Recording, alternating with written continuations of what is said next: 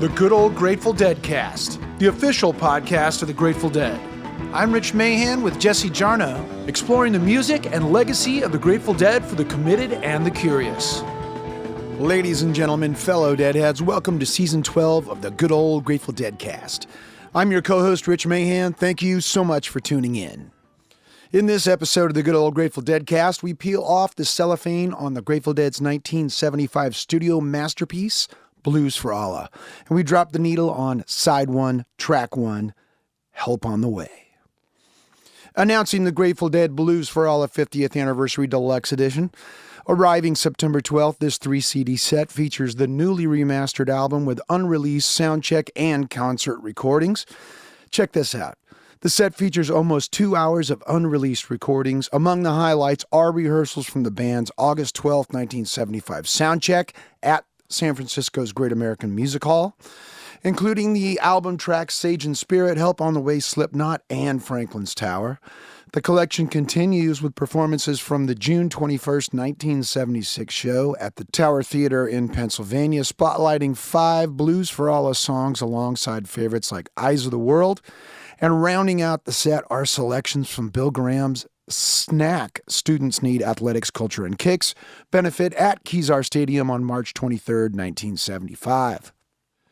There are also vinyl variants of the original album available, including a picture disc and a Midnight Fire red vinyl edition and a 180-gram black vinyl edition.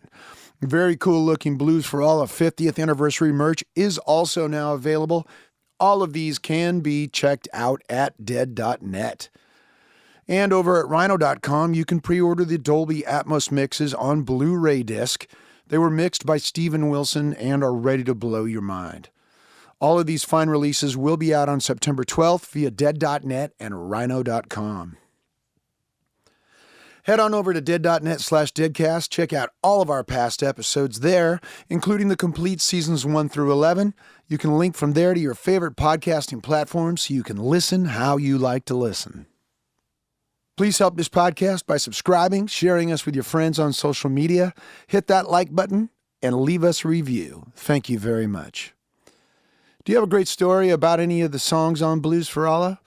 Were you lucky enough to catch the band at one of their 2 shows in San Francisco in '75? Then we need to hear from you. Head on over to stories.dead.net and record yourself telling us all about it. You may just hear yourself on a future episode of the Deadcast. And we do have transcripts for many of your favorite Deadcast episodes available for your reading and research pleasure. Head on over to dead.net/deadcast-index and check them out. Friends, the 2025 Meetup at the Movies featuring the Grateful Dead movie is happening Thursday, August 14th in theaters across the country. There are extra dates before and after, so make sure to check out meetupatthemovies.com to find a showing near you. This time it has been remastered in 4K and will be available at IMAX theaters for the first time. Make sure to grab your friends and grab tickets at meetupatthemovies.com, and make sure to stay until the very end to catch a special performance from those Winterland shows that did not make the original movie. Help on the Way. Is there a better musical opening to a song in the Grateful Dead's catalog? Personally, I don't think so. Of course, that's subjective, but damn if it doesn't grab you by the boo-boo every time it hits. And it's unrelenting in its twists and turns along the way the song develops. What a way to kick off the start of Blues for Allah, an album written and recorded differently than any Grateful Dead album before it, or any after it, for that matter. You've come to the right place to hear all about it, and we've got the right guy to tell you all about it. Here's Jesse Jarnow. The album the Grateful Dead have always had in them is out. Blues for Allah. It's new. It's here now. It's the Grateful Dead on Grateful Dead Records and Tapes.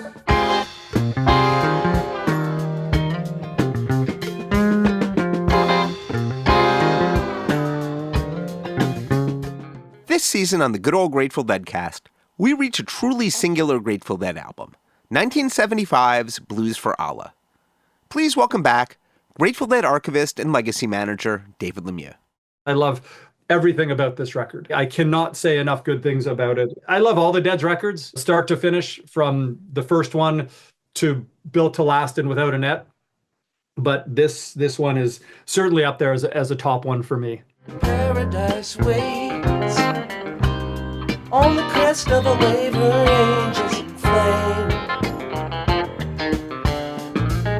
She has no pain. Like a child, she is pure, she is not to blame. The only Grateful Dead album to be built from the ground up in the recording studio, Blues for Allah was written and recorded over roughly 7 months at Bob Weir's new home studio in Mill Valley and released in late August of 1975, beginning with the triptych of Help on the Way, Slipknot, and Franklin's Tower. Roll away the dew. Roll away the dew. Roll away the dew. Roll away the dew. I find it almost like structured like a Dead show. And the interesting thing about it is I've kind of side A and side B are sort of structured like a Dead show. So you get Help Slip Franklin's as an opener, which the Dead did quite often.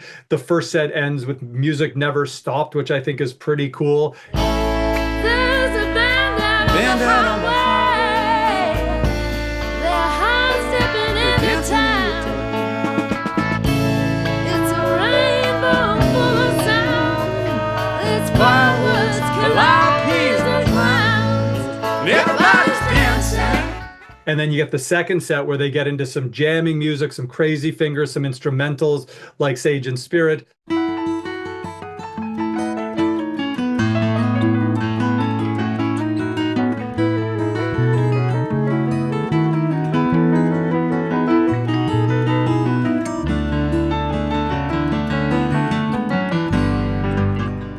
You get the going way out there, drums and spacey, Blues for Allah, Sandcastles, Glass Camels.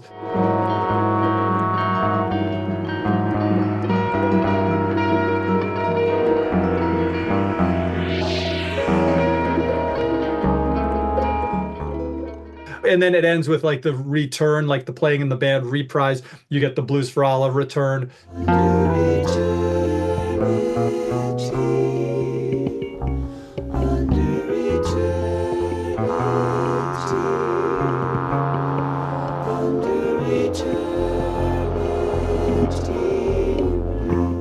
As always, David has stocked the new reissue with goodies. Disc 1 is the album, and Disc 2 is the Great American Music Hall rehearsal, and keys are...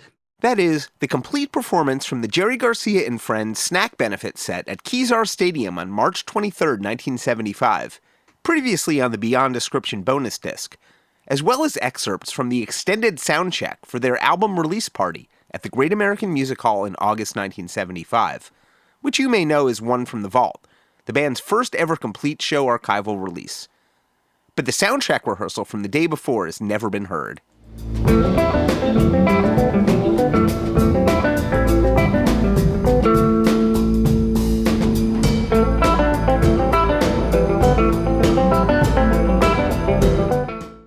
And Disc 3 is an hour and change of live material from the June 76 comeback tour. Some come to laugh at the past away. Some come to make it just one more day. Travel away, your pleasure tends. You plant ice, you're gonna harvest wind. Along with those recordings, we'll be telling the story of Blues for Allah with the album's multi-tracks and many hours of raw session tapes. If you like the Beatles' Get Back documentary, this season of the Deadcast is about as close as we're going to get to recreating that vibe. Except, instead of a band breaking up after a 10-year career, it's a band coming back together for the next 20. Plus, there's some guest appearances by Bob Weir's German Shepherd, Otis. I just taught Otis to answer the phone. Oh, yeah? What does he say? Oh, far out. That's great. Here's how Jerry Garcia described Blues for Allah to NBC in 1981, a half dozen years later. The year we knocked off, we decided, why don't we just let a record grow? Let's not even worry about having the material together or anything. Let's just start going to Weir. And we made it at Weir's house, at his studio, at his house. And so we just started going there every day. And everything on that album sort of grew out of just hanging out together. We had a lot of fun and got real crazy making that record. And please welcome back On the vocals, Mrs. Donna Jean Godchaux-MacKay. It was Bobby's house. And then you took like 10 steps and you were in the studio. That was a unique situation to where we had, the combination of the house and the studio right there, except they were separate enough to where you knew that when you were in the house, you were in the house. When you were in the studio, it was music. So that was a fun time doing Blues for Allah. Just as a pronunciation note, everybody in the Grateful Dead world seems to have pronounced, and for that matter, sung, the album's name as Blues for Allah, instead of, Blues for Allah. And one could perhaps spend some time unpacking that Americanization. And perhaps we will. But that's probably how we're going to pronounce it too. And now over to Jerry Garcia, giving a progress report to photographer and journalist Peter Simon in late March 1975, after about a month and a half of writing sessions. Well, it's going pretty well. I would say that it was the most musically adventurous album we've done in a pretty long time. It's just that we're doing things that are really unconventional for us. Musically, we're approaching ideas. We're evolving our own development is what we're doing. It's not much of a stretch to call Blues for Allah the most ambitious Grateful Dead album since Anthem of the Sun and Oxomoxoa in the late 1960s. Blues for Allah finds the Grateful Dead nearing the end of what kids these days call an imperial period, operating at the expansive peak of their powers, musical and otherwise. In 1973 and 1974, in addition to introducing a number of classic new songs and recording 2 albums, they'd thrown all in on forming their own record companies, Grateful Dead Records and Round Records, and building their own distribution network, playing custom-built instruments through their own groundbreaking self-invented speaker system, now known as the Wall of Sound. But that was just the beginning. We're consciously guiding it through a certain stream of possibilities, mostly having to do with new and unusual harmonic relationships that may, I don't know. Quite frankly, it might. Some people might not like what we're doing, but it's another try. It's another thing. And so, in 1975, they would do everything up to and including a reconsideration of contemporary tonality in order to build a new musical language from the ground up, then write new songs in it. And in keeping with that theme, before they did so, they also built a new studio in which to record it all. But all that took a few long steps. So before we tell the story of Blues for Allah, we'll invoke the wisdom of the late cosmic superhero Carl Sagan. If you wish to make an apple pie from scratch, you must first invent the universe. Let's step back before we leap forward. We've used this piece of rewinding tape before, but it comes from the Blues for Allah sessions.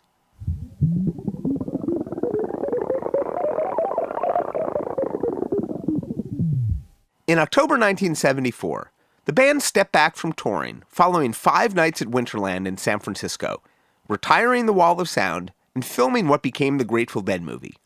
Storylines we explored in our Ship of Fools episode at the end of our season about 1974 and from the Mars Hotel.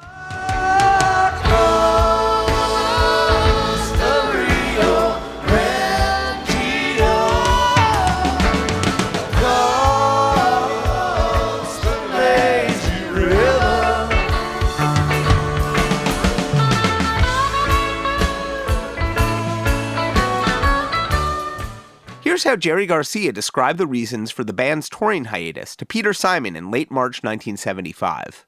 There were kind of 2 levels, or maybe 3 levels of reasons. One of them has to do with just the economics of moving around the amount of stuff we have.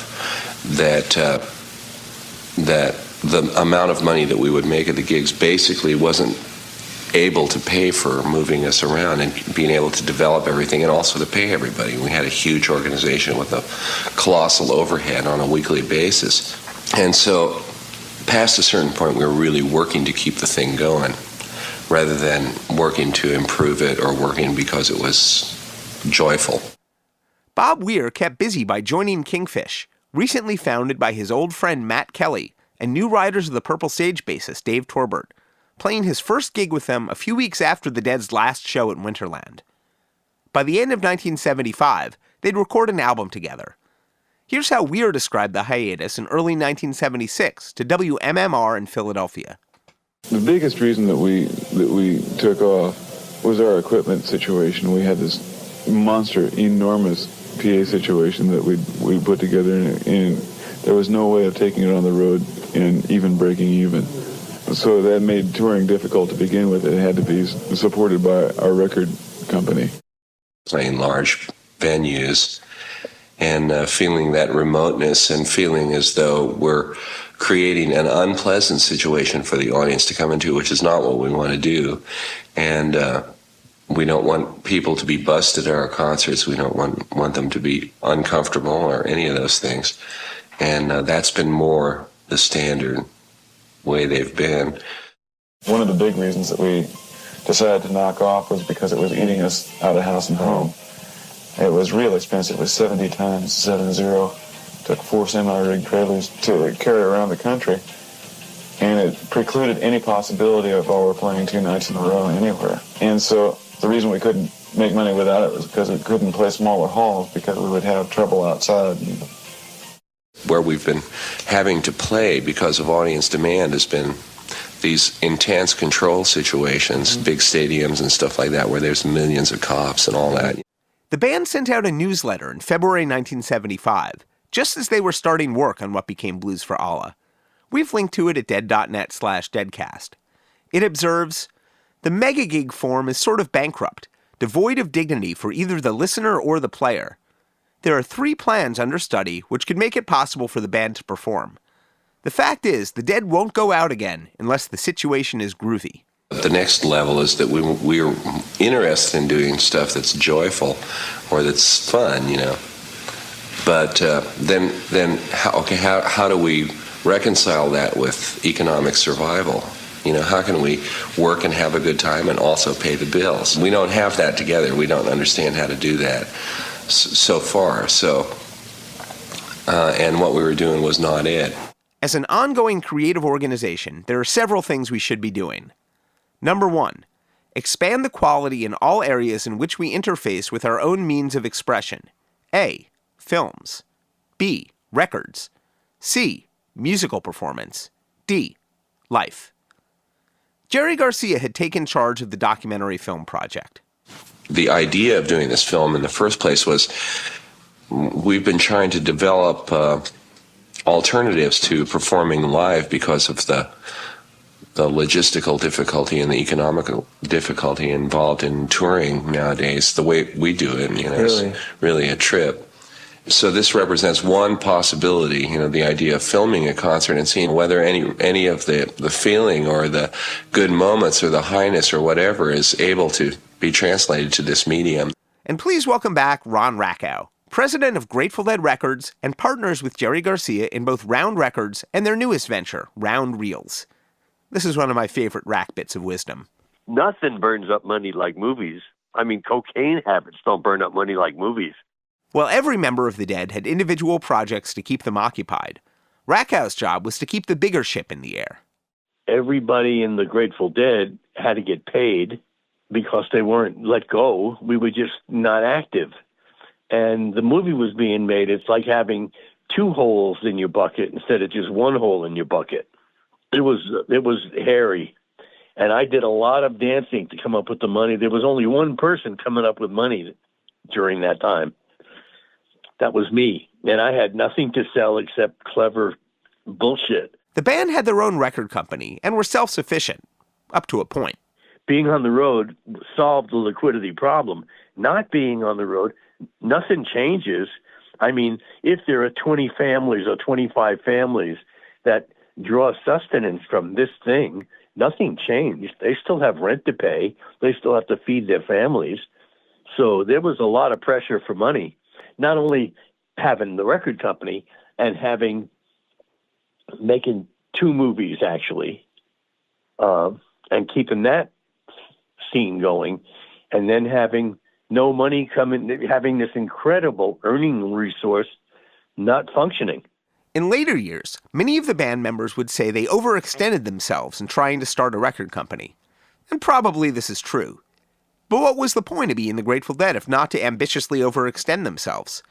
Here's Bob Weir, Phil Lesh, and Mickey Hart being interviewed together on the release of the Arista Years in 1996. So we were all carrying briefcases and Come on, Bob, you never carried a briefcase? Yeah, I did. When? I started carrying a real briefcase, the real thing. It was leather and everything. Well, he certainly doesn't anymore, folks. Yeah, but what was inside of it? Papers and stuff. Oh, that's the worst kind. Sorry, Weir. You totally walked smack into that one. My briefcase. In the briefcase? Papers. Just papers. My papers. Business papers.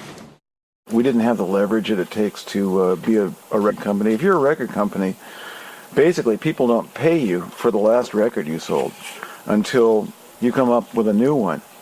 And we make records, when we're really punching them out at a good clip every 3 years. And it was impossible for us to get paid for the records we made. That's true, though in early 1975, as the band started Blues for Allah, they had a bunch of records racked up that would keep the round release schedule rolling at least through 1976. Following hot on the heels of the February newsletter was a dispatch from Round Records featuring a new series of 7-inch samplers with bits of forthcoming releases.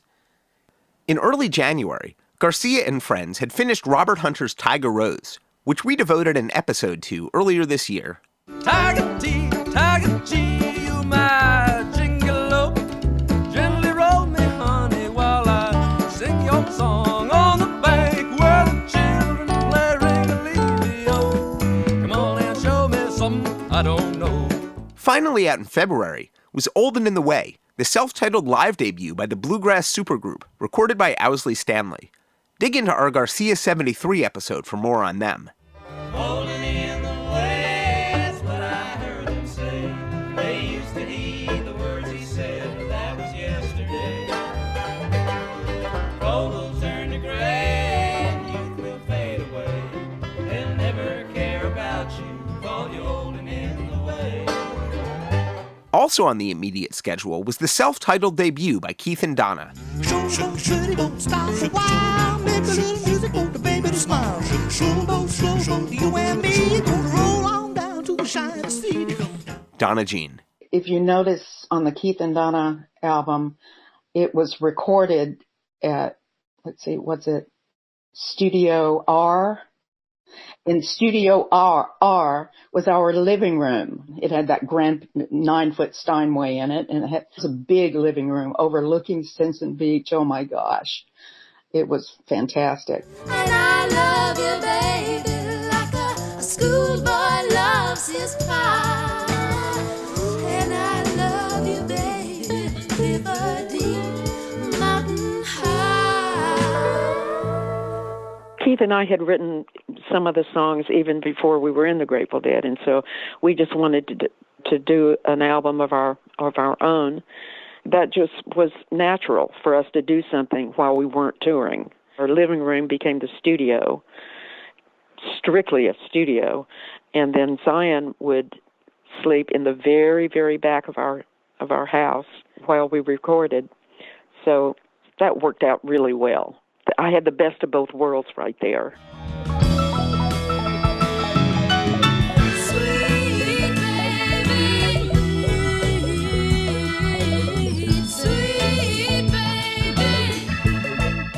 Recorded in late 1974, their Stinson Beach neighbor, Jerry Garcia, contributed guitar and helped with the album art. I just remember having the photo there and Garcia leaning on our kitchen island there, with doing those doodles. I remember it very clearly, that watching him do that and doodling to all the songs that were on the album. If you notice, what he drew was basically the lyrics to the songs. We got a bit more into the Keith and Donna LP in our Donna Jean episode a few years back. In 1975, they'd form a live band that featured at various points both Jerry Garcia and Billy Kreutzmann. And beyond that, the newsletter reported, there were albums to follow by Ned Lagin with Phil Lesh, and later in the year, a Jerry Garcia solo joint, though at the moment he was touring with Legion of Mary, his then new band with John Conn, Merle Saunders, and drummer Ron Tutt. They'd never make it into the studio, but the Jerry Garcia estate has put out several discs of live material from late 1974 and the first half of 1975. Sweet goddess, on a blinding light, changing wind. Don't be modest, you know who you are and where you've been. In early 1975, work was beginning to ramp up on the Grateful Dead movie as well. It was probably in January or February that Round Reels rented a house in Mill Valley, a short drive from Bobby Weir's new studio. When he wasn't on tour with Legion of Mary, Garcia would often shuttle between Weir's and the film house. Here's a progress report to Peter Simon in March 1975. Well, we hope to have it done and maybe out by around October, but it could go longer than that. It's comparatively difficult to deal with it. There's a lot of film, and it's going to take a long time. The big thing is it's going to take a long time making it be anything besides a 10-hour movie. We'll check back in on that projected date later this season. The idea of having 4 hours of just concert, is going to be hopeless in a movie. So we have to make some concessions about that, but we might end up not doing that. It really has a lot to do with what we decide to do in terms of exhibiting it, and the whole. Right now we're finding out about distribution and all the rest of that kind of stuff, which turns out to be, just like in records, turns out to be the main bummer in film. Just like the delivery of the band's records and live performances, the Grateful Dead movie was intended to rethink the concept of content distribution from the ground up. Part of this is to develop a way to distribute it that makes us feel that we haven't been just building another brick in the wall. That's always part of it, but this particularly, since it's a new field really for us to be involved in, and we're into sort of approaching it with whatever purity we can muster it initially rather than having to do it later like we did with records. The beginning of 1975 found Jerry Garcia at Mickey Hart's Barn studio in Novato several times, finishing up Tiger Rose and working on other projects. Though Mickey Hart had joined the band on stage at their final retirement show at Winterland, he wasn't yet back in the Grateful Dead. Please welcome back, from Grateful Dead and Round Records, Steve Brown. When Jerry wanted to do stuff and when Hunter wanted to do stuff, they would go up in there and use that because it was, Mickey's place and it was easy to get into and do. The one thing that I still think was my favorite, though, of all the ones that were done at the barn was Jerry's little dream project, which was the Pistol Packin' Mama, Good Old Boys. Yeah, that was like, Jerry's just dream come true.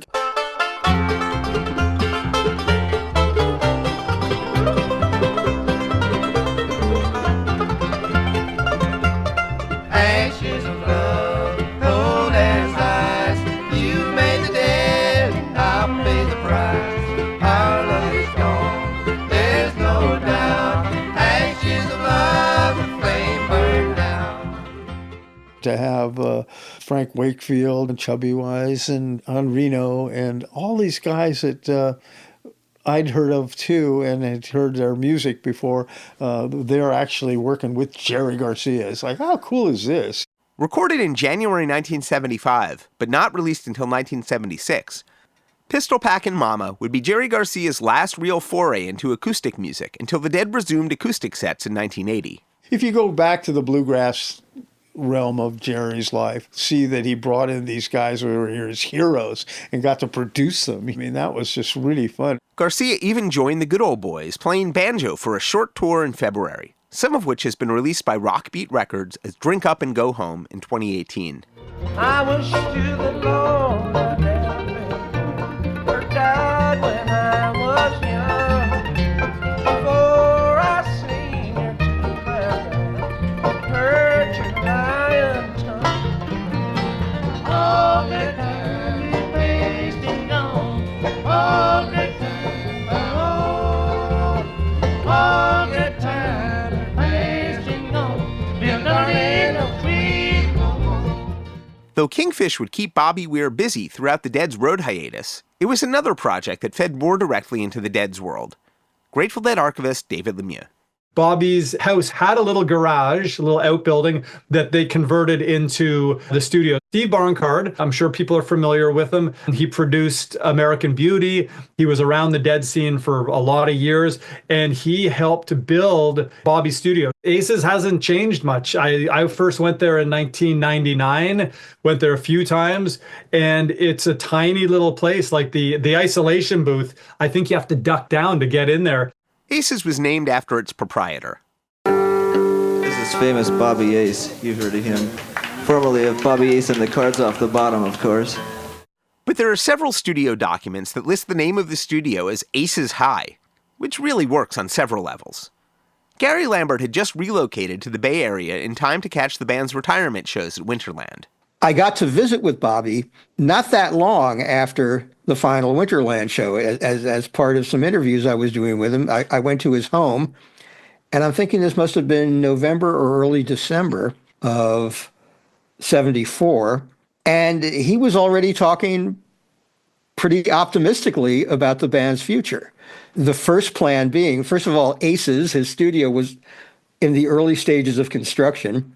I didn't get to go inside. He sort of pointed up the hill and said, yeah, we're building the studio up there. There's some great pictures in the CD booklet that Steve Barncard took that really show how small that studio space was. Please welcome back to the Grateful Deadcast, Stephen Barncard. Before anybody else, he was the guy that had the really cool house in Mill Valley, and it was designed and built from the ground up as a designer A-frame, incredible Marin County palace, basically. But it was it was truly all the way down to the ground. There was point where you couldn't put furniture in places, or you'd hit your head. It was an incredibly strange and awkward and wonderful place. They had a paper mache model of the trucking guy, our Crumb. That papier-mâché Mr. Natural did some time at Rainbow Arbor as well, the briefly lived dead family boutique in Mill Valley. Gary Lambert. It struck me as a singularly unpretentious, successful guy's home. But it was also very casual. Like I remember there were like gold records that hadn't been hung up yet. They were just like on the floor, propped up against a wall, that kind of thing. While I was in Bobby's home, he picked up his acoustic guitar from the couch and played a very rudimentary fragment of what turned out to be Sage and Spirit. Just jaw-droppingly beautiful. And he said, something I'm working on. I can't play it, of course.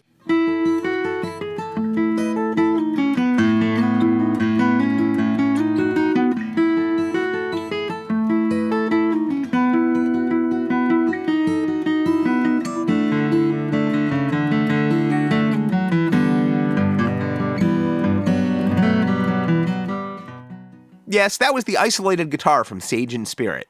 More from that in another few episodes. Weir moved into his beautiful Mill Valley A-frame in late 1972 or early 1973, cohabitating with his partner. Though they weren't married, we still remember her as Frankie Weir. Stephen Barncard. Frankie, Sugar Magnolia. She's got everything we like for. She's got everything I need. Takes the wheel when I'm seeing double. Pays my ticket when I speed. Bob was building his very minimal studio. Bob was a very shy person, and at least we're discussing something like building a studio. And so Frankie had conversations with me, and then he put Bob and I together, and then Bob had some ideas, and he already had the architect build the room before, it was already under construction. So he had no idea, and the architect had no idea about acoustical spaces or floating floors or anything, or what size a control room would need to be. So he had a triangular-shaped control room space, and it was not what I would have designed, but it was supposed to be a rehearsal place anyway. I arranged to get an 8-track machine from Muscle Shoals. It actually had a pedigree. Percy Sledge recorded his hit When a Man Loves a Woman on it. When a man loves a woman, can't keep his mind on nothing else. He changed the world for the good thing. which is to say, Donna, Jean, and the tape machine were already acquainted. I bought it from a studio there called Quinvy, another one of the Muscle Shoals studios, and a very hardy, wonderful machine. I love that Scully. It was built like a tank. It was very heavy. Quinvy was owned by Quinn Ivey, the studio where teenage Donna Thatcher got her start in the music business. We talked about that more in our Donna Jean episode a few years ago.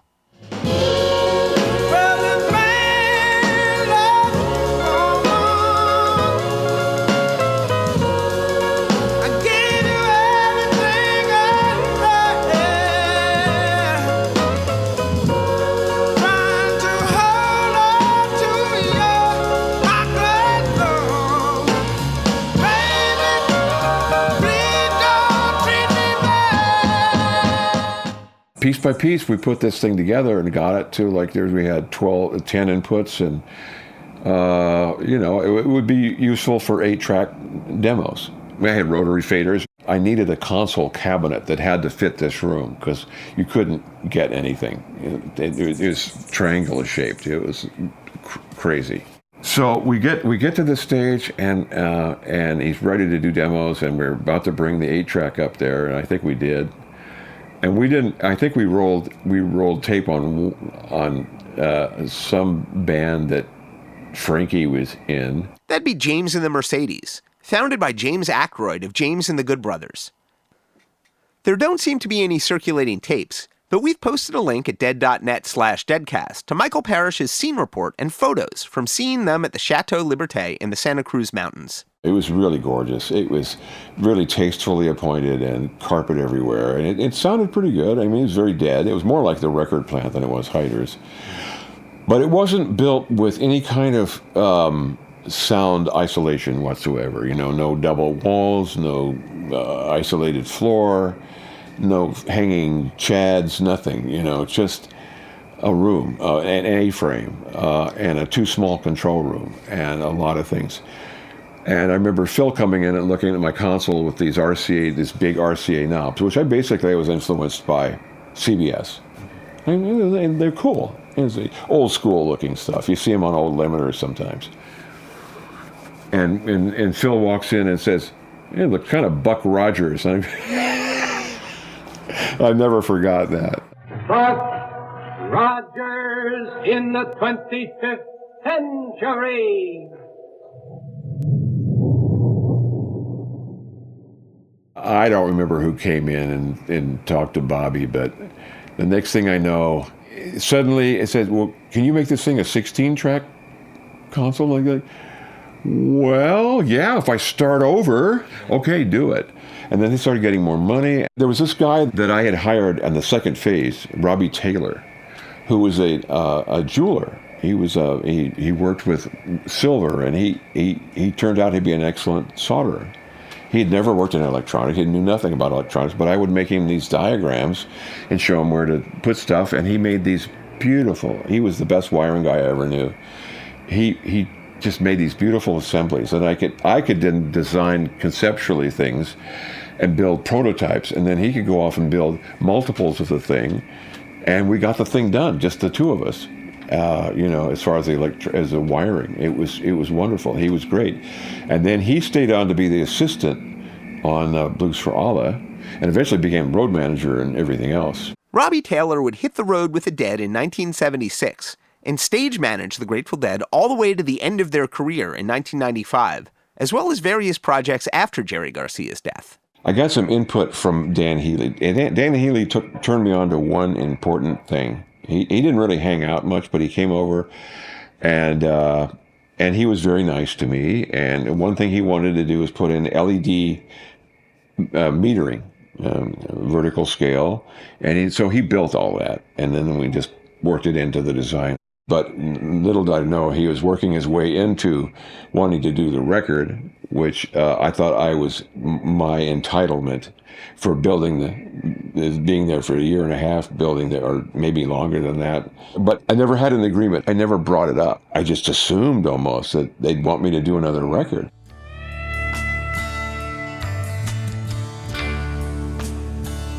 I thought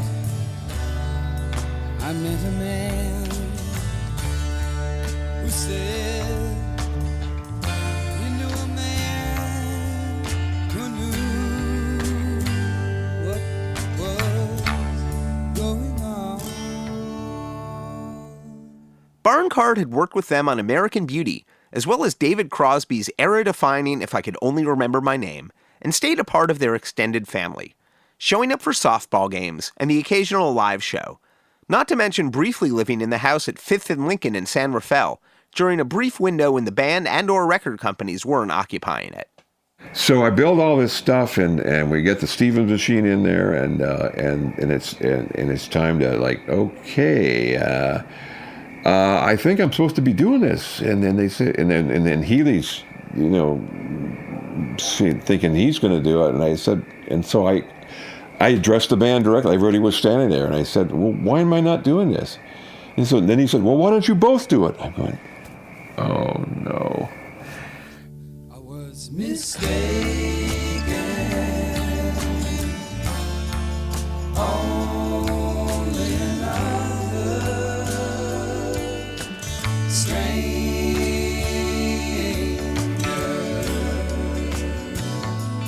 that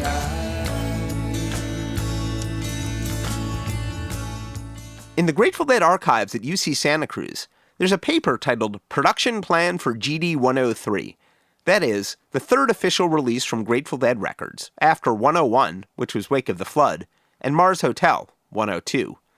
103 would become Blues for Allah. No part of this plan would prove to be accurate, from the name of the studio to the 5 deadlines it listed. Originally, the band had been planning to track at his master's wheels in San Francisco, the familiar studio once known as Pacific High, where they'd made Working Man's Dead in 1970, and where they mixed Europe 72 and other projects after their comrades took over and renamed it Alembic. Originally, they were supposed to start recording on January 3rd, begin mixing on March 3rd, and mastering on March 15th, releasing the album on April 30th.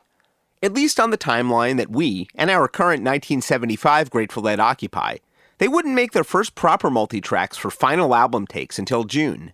The session started out very chill. It sure is good, that band. I hear their latest record is a killer. Their first one was Dynamite.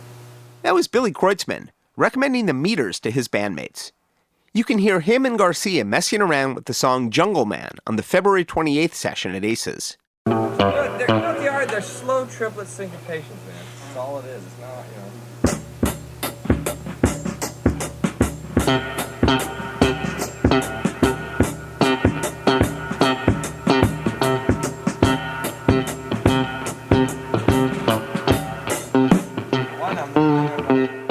Bobby Weir had some new responsibilities as a studio owner. I love this little interaction with Dan Healy, I think. I gotta get some of those stale cigarettes more. Oh, yes. Replace it with some fresh cigarettes.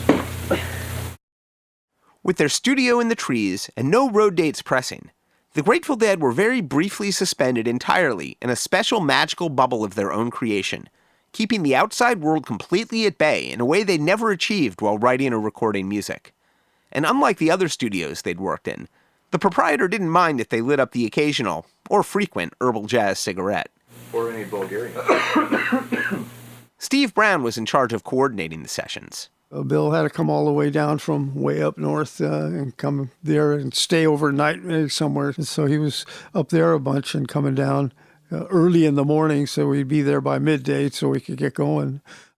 Billy Kreutzmann and his family had moved a few hours north to Campeche in Mendocino County. It was mainly making sure that once everybody was there, that everybody had what they needed and wanted to have to be comfortable. And then bringing them in stuff that they needed or wanted, or could you go move my car down there so we can get this other car to come in and stuff. So I'm having to drive and, who's got this fancy car down here? And he says, oh, just use that to go to the market. Oh, okay, all right, here's the key. The first 4 months of the Blues for Allah sessions were devoted to developing the new songs. The assigned co-producing team of Stephen Barncard and Dan Healy didn't quite gel. I spent about a couple of weeks, and it was all Dan pretty much at the controls. He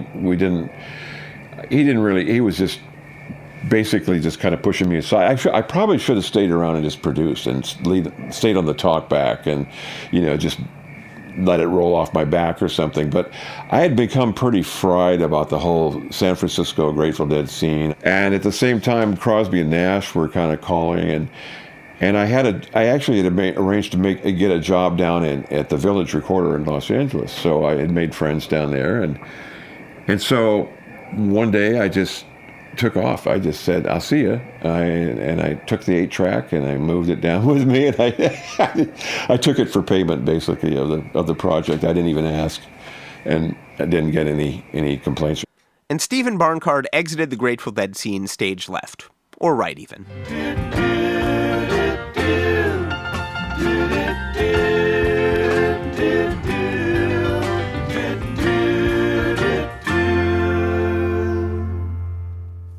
But while the Dead didn't start taping final takes until June, there are plenty of cassettes from the Blues for Allah sessions to dig into. Steve Brown. I recorded all the rehearsal stuff while we were developing from the first days all the way to the end. So those are kind of interesting. The sound that came out of the soundboard and went all the way down, almost kind of a bridge, really, into his living room. I had 2 machines. I ran the studio line out to Weir's living room, and then had the one machine that I would give Jerry a copy from if he was the one that really wanted it to take home and play in his car and stuff when he went. And I'd keep one and from the other machine. And in the tiny triangular control room at Aces, there was a chance that either Dan Healy or Robbie Taylor were making their own cassettes, or even multi-tracks. A lot of tape sources out there. This is labeled as the Show Tune Jam from February 28th. Can anybody identify it?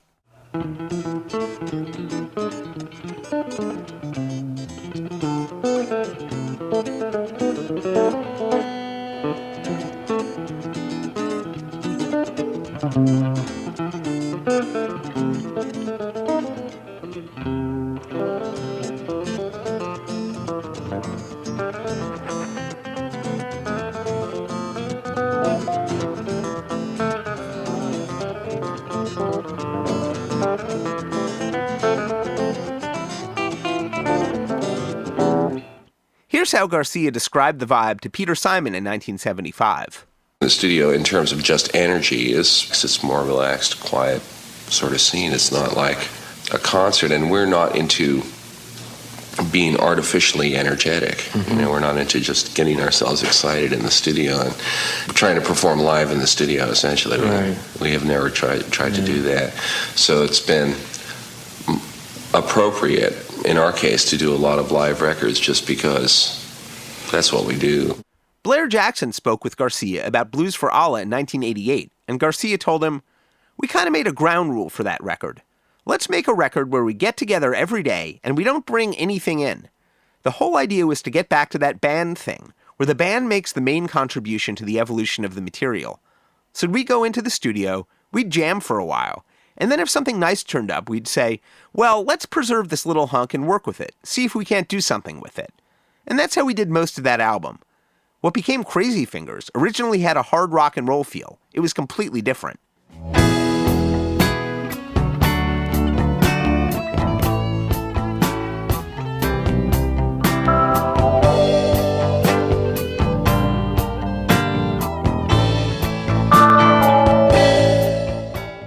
That was the track known as Distorto, from pretty early in the sessions, which would eventually morph into Crazy Fingers, which we'll talk about in due time.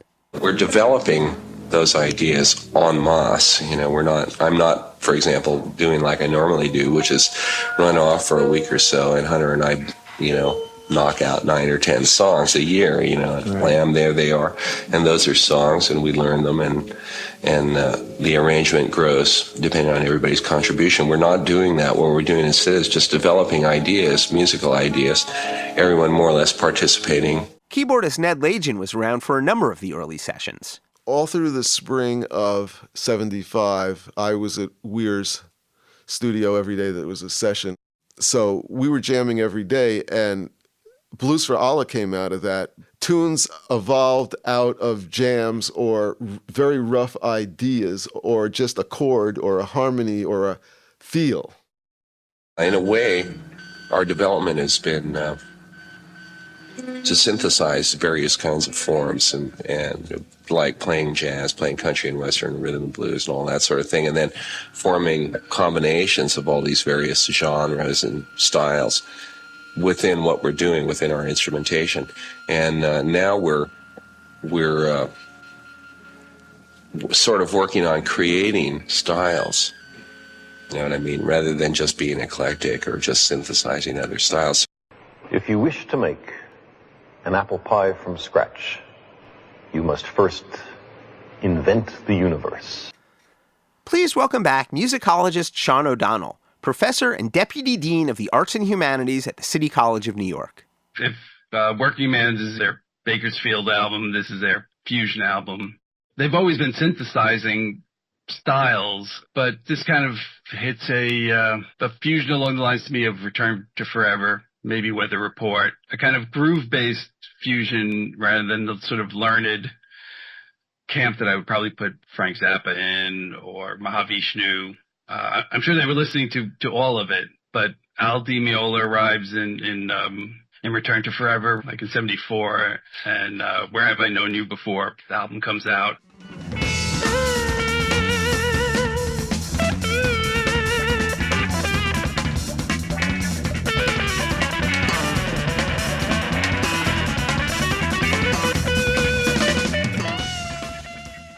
But then it's got the dead groove, so it's still this groove-based fusion. Help on the Way was the first public product of the new language, leading off Blues for Allah.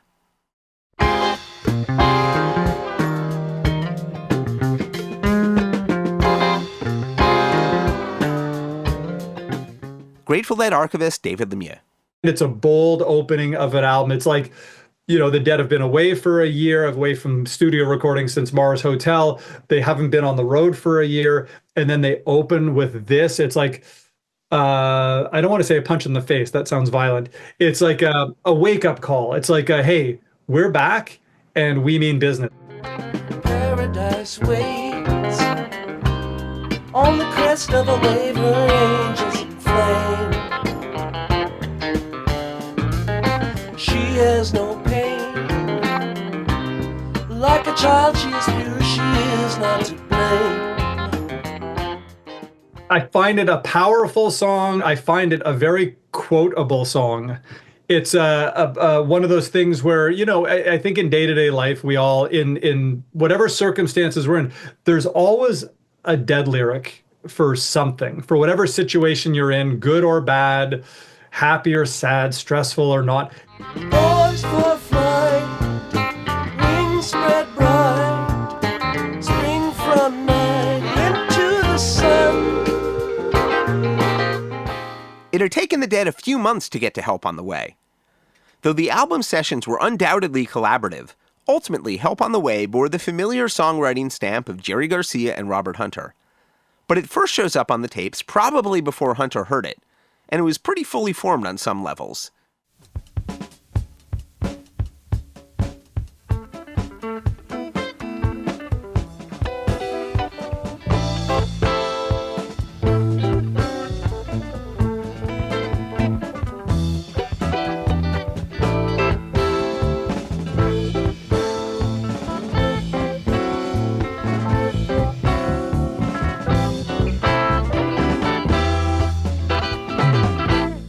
From the April 2nd, 1975 writing session at Aces, the one-drummer quintet Dead. One thing is clear, the instrumental piece Slipknot was already in some amount of shape by then.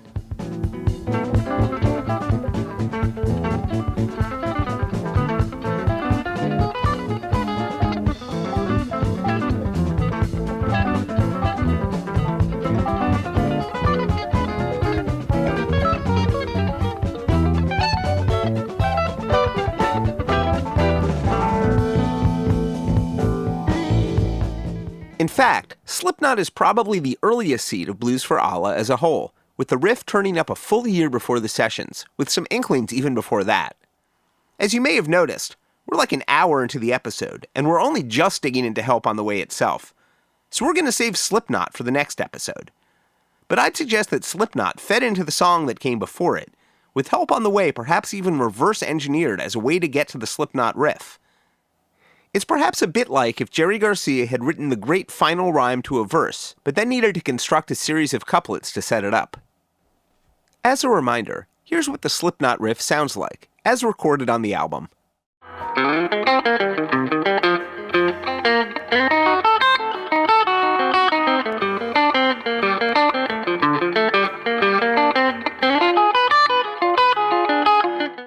the time the band hit Slipknot, the melody has already been foreshadowed. Please welcome musicologist Chadwick Jenkins, an assistant professor at the City College of New York. As a listener, it clearly comes from that riff in Help on the Way.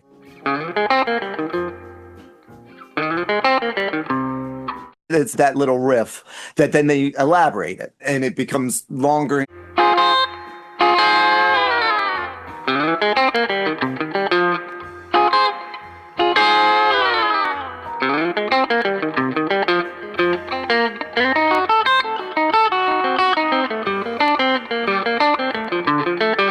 What I think is so interesting as chronologically as a listener is that what you hear it first as is just a connector riff. It's not even the main riff at the beginning, right? Because the bass is really focused on the beginning. It's just a connector to get you into the singing, right? And then you're in, and then it connects those things. So at first it's just this kind of functional thing, but then it shows up in his guitar solo.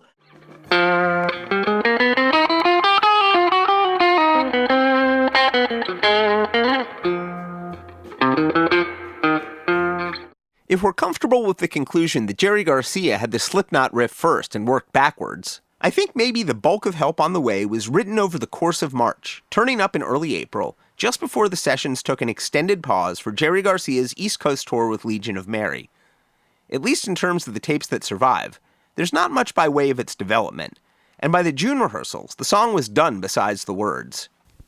1, 2, 1, 2, 3.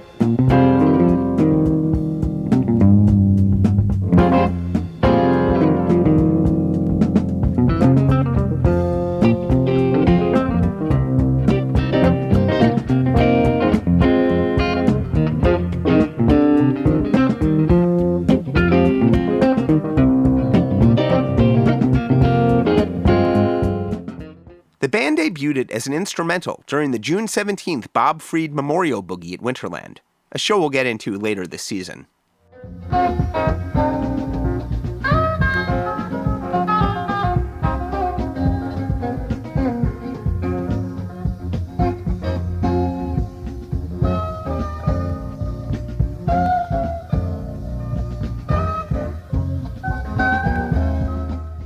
On July 3rd, the band recorded the basic instrumental track in one continuous performance of Help on the Way and Slipknot, choosing take 5.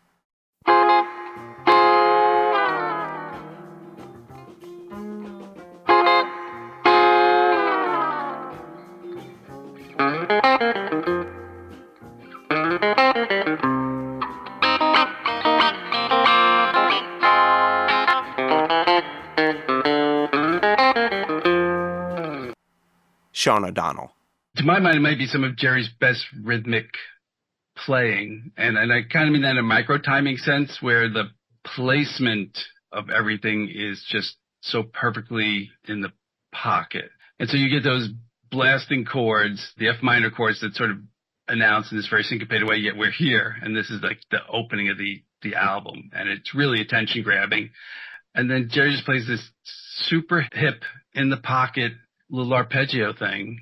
It's clever. It's just an arpeggio of the chord you're playing, and then he does another arpeggio that would be the whole step under to land back on the same chord. But then when he does the next time, that whole step under feeds right into the next chord, the C minor. It's almost like it's nothing, but it's just perfect.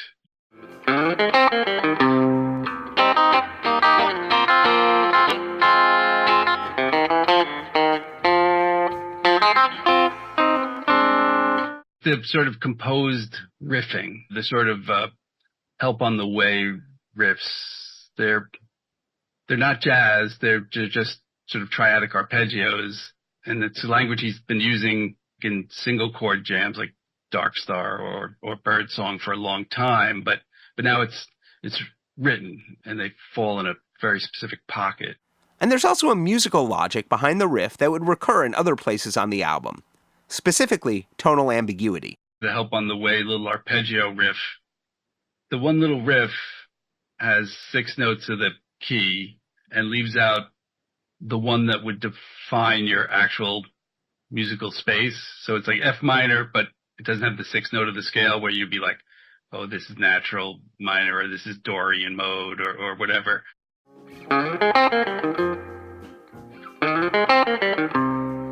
And so he holds it until you get to the next bit of the verse and the vocal lines, and then he nails the D natural.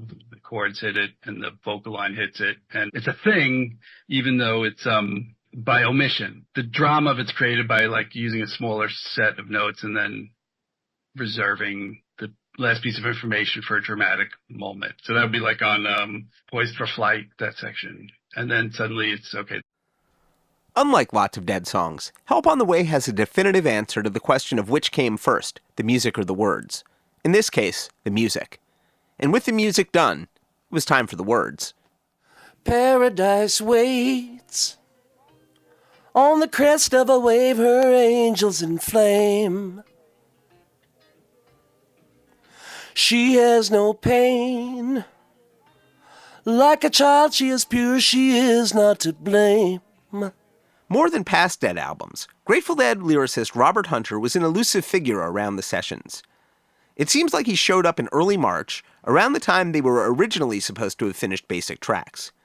Here's how Hunter remembered his work on Blues for Allah to WLIR in 1978, and I'm pretty sure he's thinking of his contributions to the album's first and last songs here.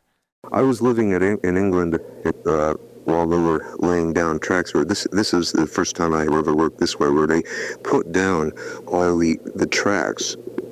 And so I came in with pretty complete basics to work with and wrote the lyrics to an album that was already there.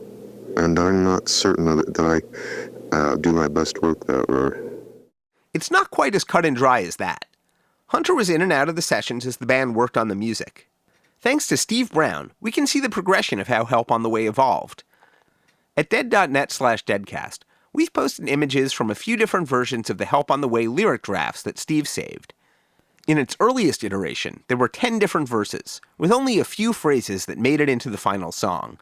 And Jerry would go through, oh, I like this one. Well, what if I put in this? Yeah, it's like a menu, and you pick this, pick this. The first verse originally went like this. Help on the way. Well, I know, yeah, I know, it's a foretold thing. Help on the way. Well, a bird who can fly is worth many that just sing. Do today, on a long shot, did you say, make a quick stop, love, love, love, maybe today. What can I say? Without love day-to-day, insanity's king. And I worked very, very hard on this album. I wrote most of these songs over 20, 30 times, trying to get them just right. And I believe that my lyrics are overworked on this. It was not just that tendency. You start being a professional artist, and you take a great deal of pride in what you do, and you sort of start slipping away from your inspiration in a way, and you start bearing down too hard on it, trying to perfect each line, trying to make each one a jewel. Solomon says, life is short, make it sweet, get right back on your feet. It's all just a guess. Right or wrong, you belong in your own driver's seat. You can steer, ain't much to it. Change the gear, double clutch it. Drive, drive, drive, do retreat. What else is true? But your love and the blues that you learned on the street. I'm not for working that way anymore, because I don't think it's what it is that I can do with a lyric doesn't really come out at its best that way. Because I can make something overworked, I can tool it until it's a glittering jewel that nobody can see in me. And if nobody likes it, then I don't like it either. Because they are supposed to communicate, they are supposed to be meaningful. Poised for flight, wings spread bright, spring from night into the sun. I think Hunter's thinking mainly of Help on the Way and the album's title track, as we'll get to. His other lyrical contributions to the album were written mostly in advance of the music. Don't stop to run. She can fly like a lie, she can't be outdone. We beg to differ, frankly. The second lyric sheet we have for Help on the Way has the lyrics almost in their final form. But then at the bottom, just for good measure apparently, is another set of lyrics, some of which seem to go with the Help on the Way rhyme scheme, and some don't, but really tie the room together. almost literally. Beautiful lie. You can pray you can pay till you're buried alive. Blackmailer blues. Everyone in the room around a part of the noose. Slipknot jig, slipknot jig, slipknot jig. Did someone say, help on the way? Well, I know, yeah, I do, that there's help on the way. I'm going to guess that this bit of writing gave a name to the Slipknot instrumental, which always did sound a bit like a musical Slipknot to me.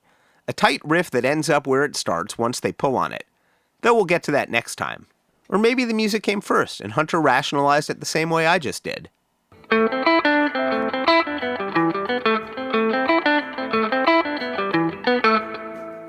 It also explains maybe the name of the song on the studio tracking sheet. Slip jig, one word. But it's hard to know for sure in which order things occurred. The vocals were recorded 5 days after the instrumental tracks, on July 8th. Meaning it was probably sometime between June 17th and July 8th that Robert Hunter finished off the lyrics. Maybe even after the basic track had been recorded, as he recalled.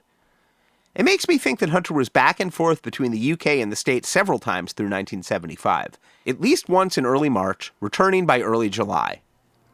Help on the way. Well, I know only this I got you today.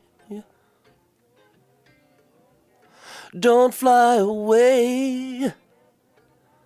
'Cause I love what I love and I want it that way. While Hunter might not have been fond of the Help on the Way lyrics, I think they open his work into a new space. While Wake of the Flood and From the Mars Hotel were filled with earthy imagery, like the lazy summer home of Eyes of the World, the Rio Grande of Mississippi Half-Step, the Ship of Fools on the Cruel Sea, the lyrics to Help on the Way are plenty celestial, but carry a harder edge. An angel in flames, flying like a lie, being trapped and pleading to be let go, hoping love is not lost. It's a song perched on the edge of darkness and light, with a palpable tension at the border. Tell me the cost. I can pay, let me go, tell me love is not lost. Sell everything. Without love, day-to-day insanity's king. Robert Hunter, as always, was a specialist in ambiguity, as David Lemieux pointed out. Matt Campbell left us this thought about the Help on the Way lyrics at stories.dead.net. If you ever want to feel like you are the main character in your own little movie or vignette, something like that, put that song on while you're on your way to work or boarding an airplane or something like that. You will feel as though you are on a mission that you will not come back from, like some super cool secret spy. It just invokes this sense of adventure and danger in such a cool, funky, and eerie way. I will pay day by day anyway, lock, bolt, and key. Crippled but free. I was blind all the time, I was learning to see. If you have thoughts or tales to tell about any of the songs on Blues for Allah, well, besides Help on the Way, please don't hesitate to record us a message at stories.dead.net. There aren't too many surprises on the Help on the Way studio tracks. What's perhaps more of a surprise is what's not on them. On the previous two Dead studio albums, in 1973 and 1974, as well as Robert Hunter's Tiger Rose, Jerry Garcia and Keith Godchaux had both added synth overdubs. But on Blues for Allah, the only keyboards are acoustic piano and Fender Rhodes. The Rhodes here was recorded onto 3 tracks, through 2 microphones and a direct line, then bounced down to 1.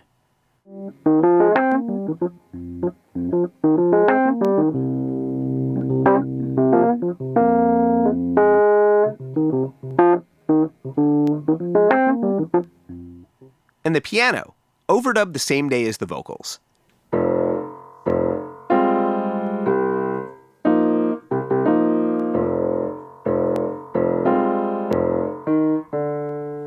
For the only place on the album, at least as listed on the tracking sheets, Phil Lesh is deploying the quad pickups on his bass. Here's one of the tracks.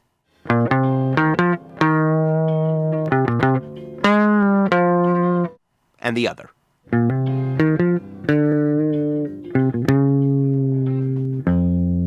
During the very particular window when these tracks were recorded, Round Records had just released its one and only quad LP, Ned Legend's Sea Stones.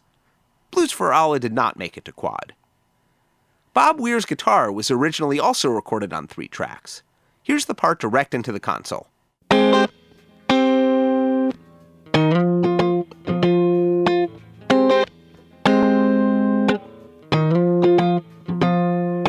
Shaugn O'Donnell. Here he's playing what I think is like the start of his next phase style, where he's playing a lot more small chords, if you will, or hinting at the chords. Would be adjacent to a more traditional rhythm guitar player, but not, it's still Bob. But it was also recorded through a microphone, as well as through a Leslie rotating cabinet, and those 2 tracks were bounced down onto a single track to make room for the combined Electric Rhodes track, so those 3 tracks could be used for additional overdubs. Efficient mixing. Here's Weir's entwined Leslie and clean guitar.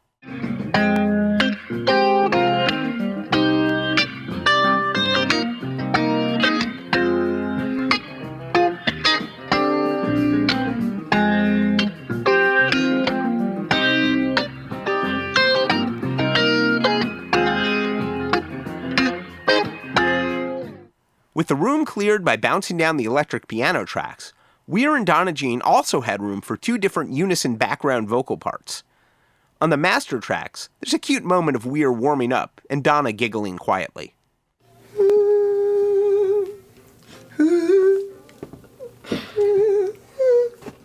But here's what the vocal part sounds like.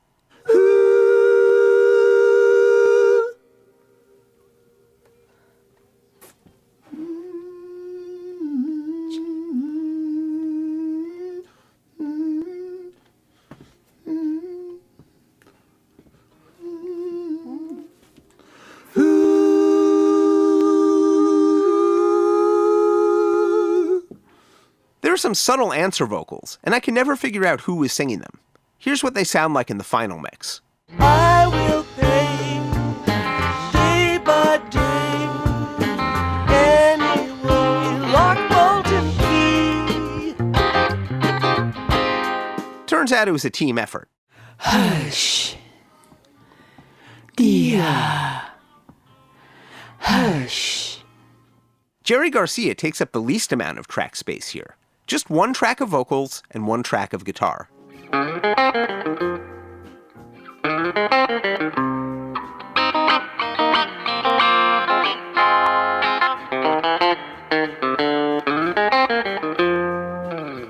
Garcia's playing his Doug Irwin Wolf guitar on the whole album, by the way, only switching over to the Travis Bean guitars near the end of the summer.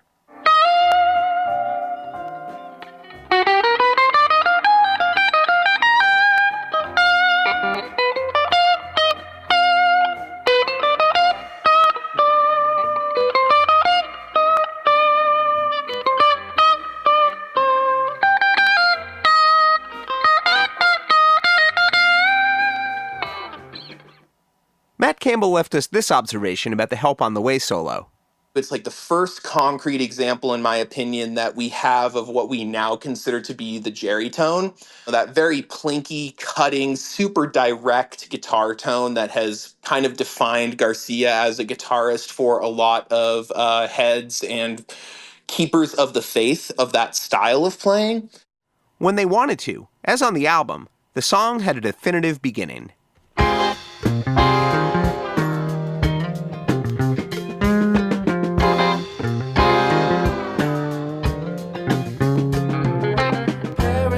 Waits on the crest of a wave, her angels in flame. She has no pain. Like a child, she is pure, she is not to blame. But live, it seems like Jerry Garcia liked to get everybody on the same groove page before committing. Most versions start with the distinctive prelude gallop, including the debut with vocals, August 13th, 1975 at the Great American Music Hall, a show we'll have much more to say about later this year. For now, we'll just note that it was a perfect framework for the band members to come in one by one. On the piano, we have Mr. Keith Godchaux. On the drums on stage left, Mr. Mickey Hart.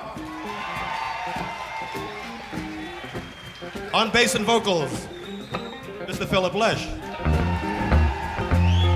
On rhythm guitar and vocals, Mr. Bob Weir. On the drums on stage right, Mr. Bill Kreutzmann. On the vocals, Mrs. Donna Jean Godchaux. On lead guitar and vocals, Mr. Jerry Garcia. Would you welcome, please, the Grateful Dead.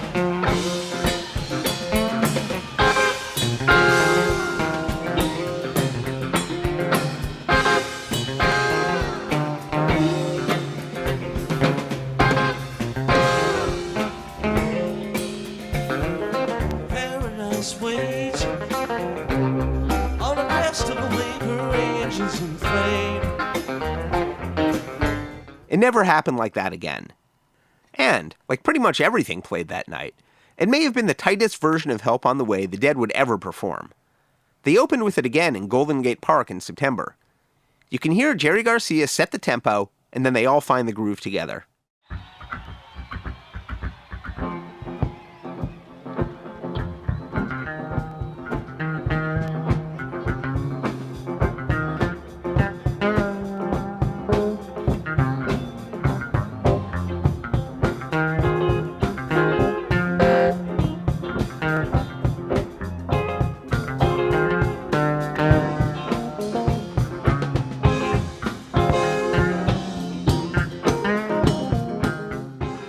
Help on the Way and Slipknot had 3 different phases in the Dead's repertoire. It was the centerpiece when they returned to the road in 1976, opening sets about half the time. The June 1976 shows get a spotlight on the Blues for Allah 50th as well. Archivist David Lemieux. Disc 3, what we've done, we went to the Tower Theater in Upper Darby in Philadelphia, and we included well over an hour of material from the June 76 comeback tour, specifically focusing on, plus some other stuff, but specifically focusing on songs that were on Blues for Allah that they were playing at the time. So we've got from the June 21st show, Music Never Stopped and Help Slip Franklin's, all live versions.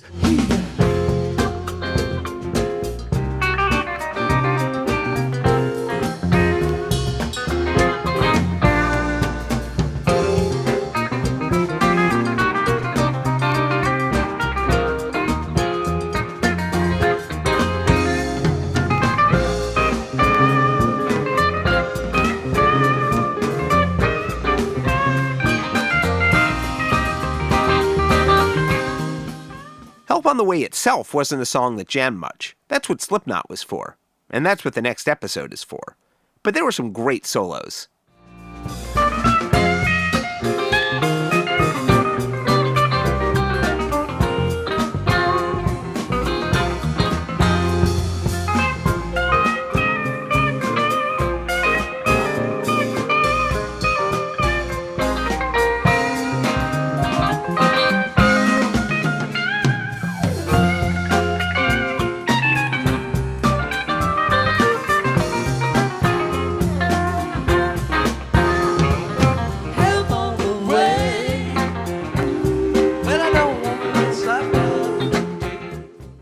The song disappeared in the fall of 1977, returning around 5 years later in the spring of 1983.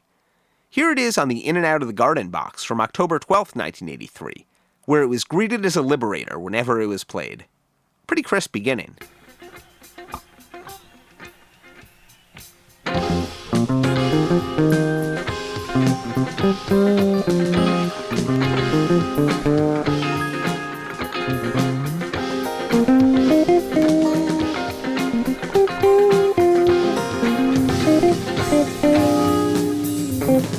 Paradise waves on the crest of a wave, her angels in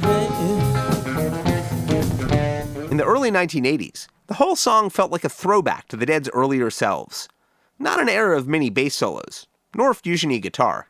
It was in the repertoire 75 to 77, and then 83 to 85, and then it came back at Hampton in 89 through right to 95. It stuck around.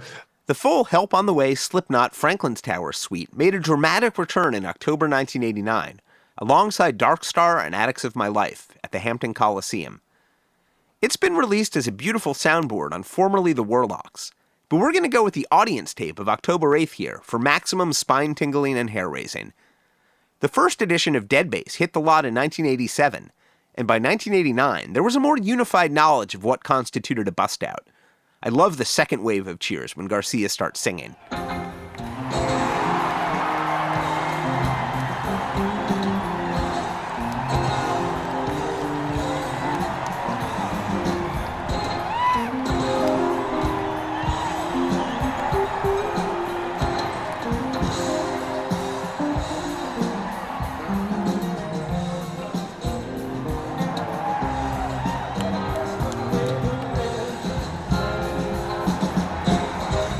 I didn't see any shows on the fall of '89. It was the first tour since the first time I saw the Dead 2.5 years earlier that I didn't see any shows on a given tour. I thought fall of '89, it's my last year of high school. I've got to focus. What a mistake that was. Always with the good advice, David. I got the call after the first night in Hampton that they had brought out Help Slip, and I couldn't believe it. I that's something amongst many others that I never thought the Dead would play again. This is the soundboard version. The cheers keep going.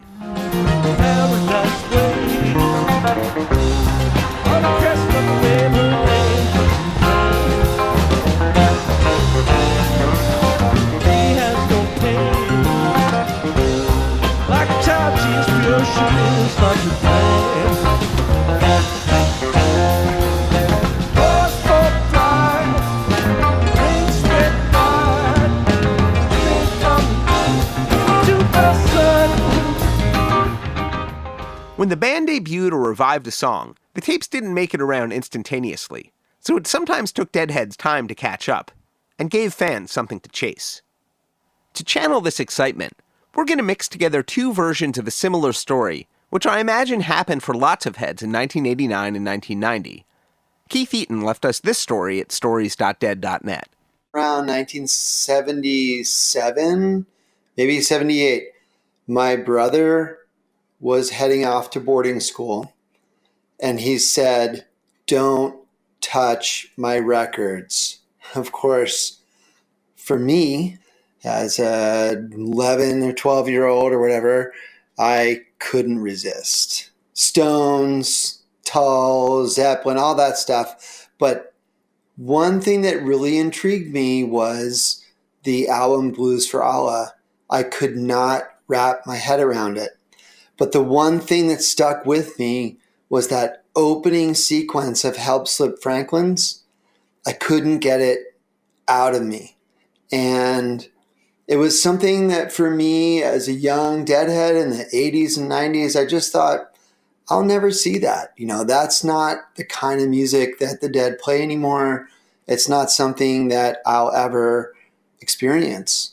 First night of the first ever Dead show at the Knickerbocker on March 24th of 90, they opened the show with Let the Good Times Roll. And Let the Good Times Roll was an interesting opener because they always followed it up with a traditional opener. They didn't do Let the Good Times Roll, Little Red Rooster, Let the Good Times Roll, you know, Me and My Uncle. They would always follow it with Touch of Grey, Hell in a Bucket, Shakedown Street, Jackstraw. It was Bertha. It was always followed by a proper show opener. So during Let the Good Times Roll, I'm thinking, what's it going to be? And they hadn't yet done a first set. I think they'd ended a first set with one, but they hadn't opened a first set yet since they brought it back with Help Slip Franklin. So that wasn't even on the bingo card. And I remember Let the Good Times Roll ended, and I'm waiting, what's the opener going to be? What are they going to do as the actual proper opener?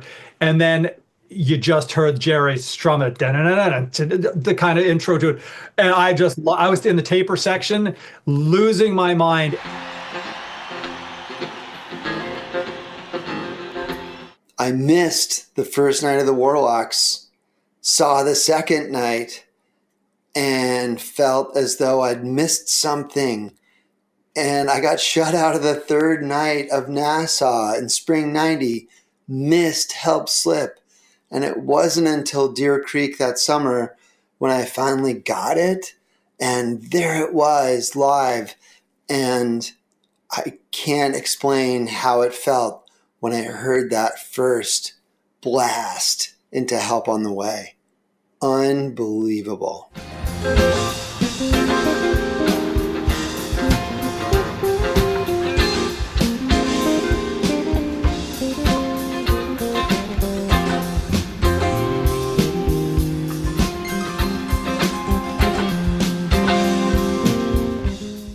that thing Phil does on the intro to help Slip Franklin's is one of my favorite things in Grateful Dead music. That kind of chord progression he does, I just absolutely love it. And he did that perfectly. Whenever Phil dropped those particular bombs, use your third ear to imagine them in their full quadraphonic glory. It's a story that repeated itself whenever they played the song, with new fans constantly getting on the bus or old fans finally catching the right night. An opening blast I will never ever get sick of.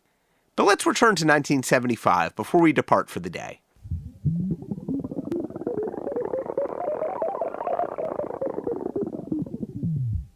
Fans at Winterland and the Great American Music Hall might have been the first heads to hear the Dead play Help on the Way live, but they might not have been the first to get a sneak preview. Our friend Steve Brown had a healthy commute each morning.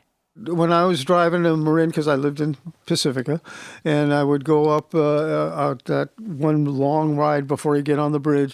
If you were hitching a ride north from Pacifica in the spring of 1975, you'd be psyched if Steve pulled over in his comfy van with the shag carpeting. And here's these kids, a gal and a guy. And anyway, I would take them up to Marin County. As the person responsible for making safety tapes at the Dead album sessions in progress, Steve had some very fresh recordings at hand. I would be playing what I just got the night before, the day before. So let's imagine ourselves there until we return, cruising across the Golden Gate Bridge in the spring of 1975 with the windows down and the newest Grateful Dead blaring. This supercut of the studio tracks of Help on the Way isn't how any of Steve's hitchhikers heard the tapes, but who knows how time and space might have warped in the confines of Steve's Econoline. See you next time.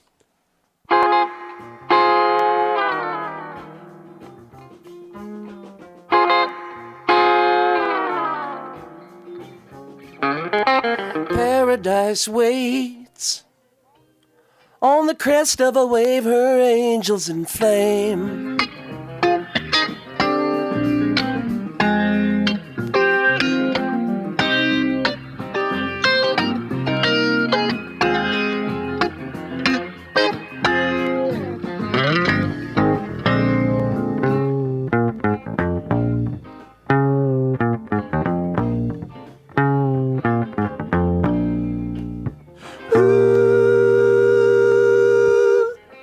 Don't stop to run. She can fly like a lie, she can't be outdone.